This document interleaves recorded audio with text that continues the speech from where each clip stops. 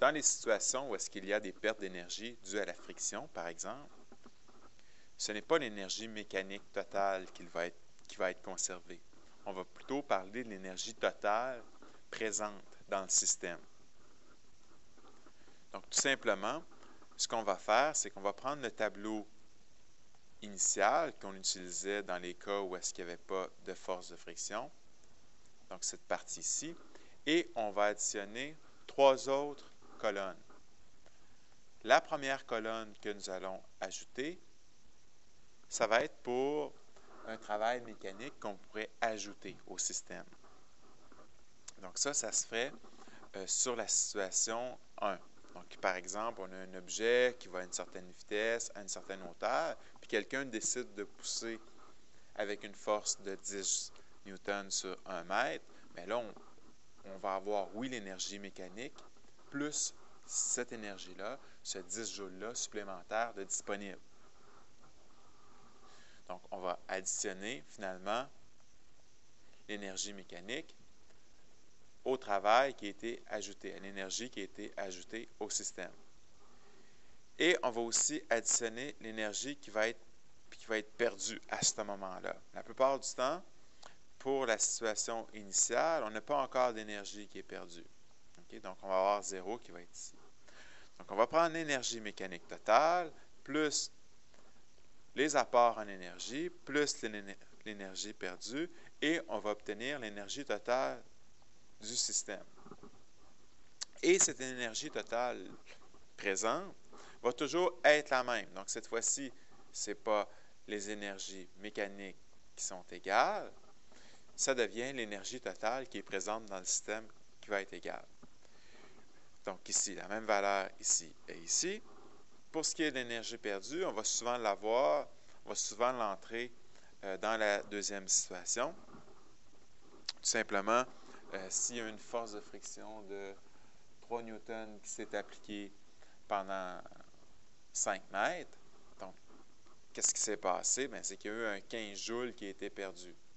Donc, qui est rendu, là, finalement, d'énergie sous forme de chaleur qui a été libérée à l'instant 2. Donc, c'est ici qu'on irait placer le 15 joules.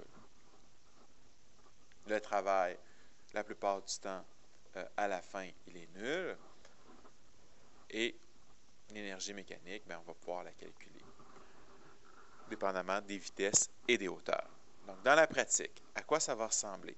Si on regarde un numéro assez simple, le numéro 1 qui est juste en dessous, on a une balle de tennis de 200 grammes qui est à une hauteur de 10 mètres.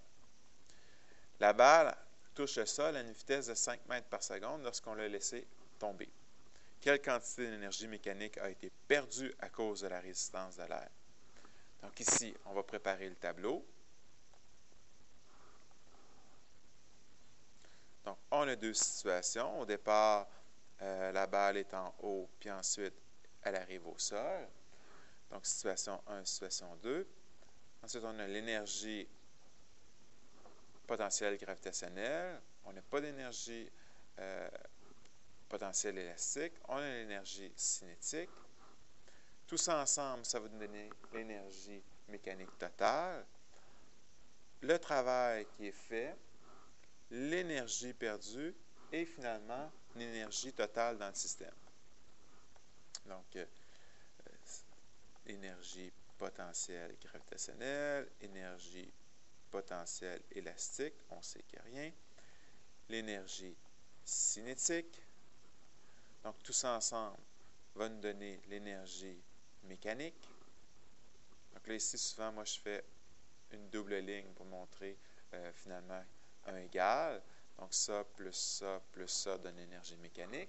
Ensuite, le travail mécanique, l'énergie perdue. Tout ça ensemble, je fais un double égal, va nous donner l'énergie totale présente. Et les énergies vont être égales entre la situation 1 et la situation 2. Donc, ici, si on regarde la situation 1, donc la balle de tennis est en haut avant qu'elle tombe. Donc, nous avons sa hauteur qui est 10 mètres. nous avons la vitesse au temps 1 qui est de 0 mètres par seconde. Donc là, on peut trouver l'énergie potentielle gravitationnelle parce qu'on a aussi la masse qui est de 0,2 kg, donc 200 grammes. Donc ici, ça fait 2 fois 10, ça nous donne 20. L'énergie cinétique au temps 1, c'est 0 puisque la vitesse est 0. Donc 20 plus 0 donne une énergie mécanique totale de 20 joules. Est-ce qu'il y a un travail qui est fait par quelqu'un? Non, donc c'est 0. Au départ, la friction n'a pas encore eu lieu, donc on va encore avoir 0 comme énergie perdue.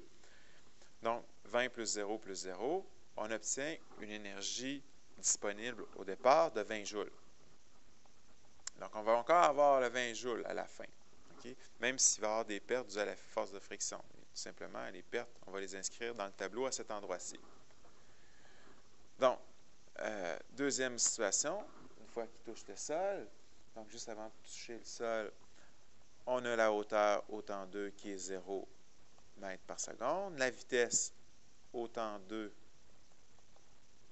qui est de 5 mètres par seconde, et la masse est toujours la même. Donc, l'énergie potentielle au temps 2, donc MGH, puisqu'on a une hauteur de 0, nous avons 0. L'énergie cinétique, donc on fait 1/2 fois m fois la vitesse au carré. Donc, on obtient 2,5 joules. Ça veut dire que si on fait 0 plus 2,5, on a à la fin uniquement une énergie mécanique totale de 2,5 joules. Ici, la plupart du temps, c'est 0. Donc, qu'est-ce qui s'est passé finalement? 2,5 plus quoi qui va donner 20? Bien, tout simplement, il y a une énergie perdue de 17,5 joules. OK? Donc, si on répond à la question, quelle quantité d'énergie mécanique a été perdue à cause de la résistance de l'air? Bien, c'est certain, on le voit bien, là, c'est 17,5 joules. Au départ, on avait 20 comme énergie mécanique. À la fin, on a 2,5. Donc, on a 17,5 joules qui a été perdu par la force de friction.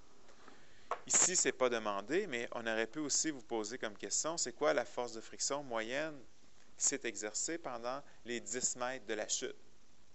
Okay, on sait que la chute a duré 10 mètres. Mais là, ce qu'on pourrait faire, on pourrait utiliser la formule pour calculer le travail mécanique fait par la friction, qui est la force de friction, fois le delta S de la friction. Donc ici, nous avons 17,5 joules. La force de friction, qui est l'inconnue, fois 10. Donc, on obtiendrait une force de friction moyenne de 1,75 newton. Donc, ça, c'est la force de friction moyenne qui s'est exercée lors de la chute. C'est certain que je trouve que le problème n'est pas très réaliste, là, selon moi. C'est beaucoup trop grand comme force de friction comparativement au FG de la balle qui est de 2 newtons. Okay? Donc, c'est un problème qui n'est pas très réaliste, là. La force de friction, elle était beaucoup trop grande.